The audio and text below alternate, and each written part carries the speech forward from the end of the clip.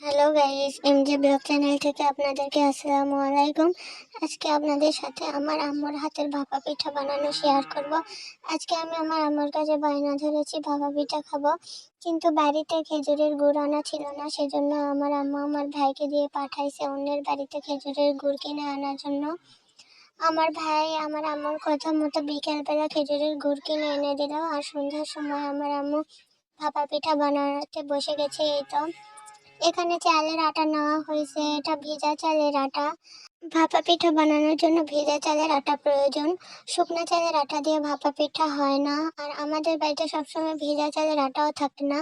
এইবার ভেজা চালের আটা আনা হয়েছে, সেজন্য ভাপা পিঠা বানাচ্ছে। এখানে চালের গুঁড়িতে লবণ আর ঠান্ডা পানি দিয়ে ভালো করে মথে নিচ্ছে।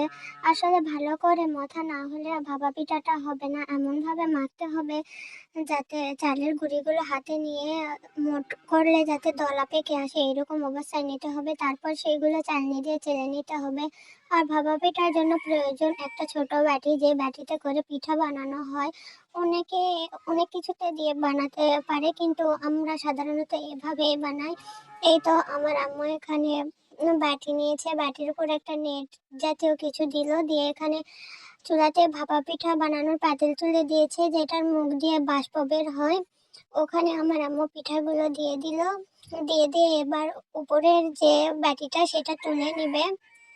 তুলে নেওয়া হয়ে এটা ভালোভাবে মুখ আটকিয়ে দিবে, তারপর অনেক ভাপে দিতে হবে, তাহলে আমাদের পিঠা রেডি। আসলে এই পিঠাটা অনেকে পিঠার ভিতরে ছোট গুড় আর নারকেল দিয়ে রান্না করে খায়, কিন্তু আমার এভাবে খেতে ভালো লাগে না। আমি খেজুরের ঝোলা গুড় দিয়ে খেতে পছন্দ করি, সেজন্য আজকে আম্মু ঝোলা গুড় দিয়ে আমার জন্য পিঠা বানাচ্ছে। পিঠাটা খেতে অনেক ভালো হয়েছিল। আসলে এই পিঠা বানানো খুবই সহজ, বেশি ঝামেলা নেই, সেজন্য খুব সহজ পদ্ধতিতে আম্মু এভাবে পিঠা বানিয়ে দেয়। এই তো এখানে দুইটা পিঠা রেডি হয়ে গেছে, এখন আমরা এগুলো খাবো।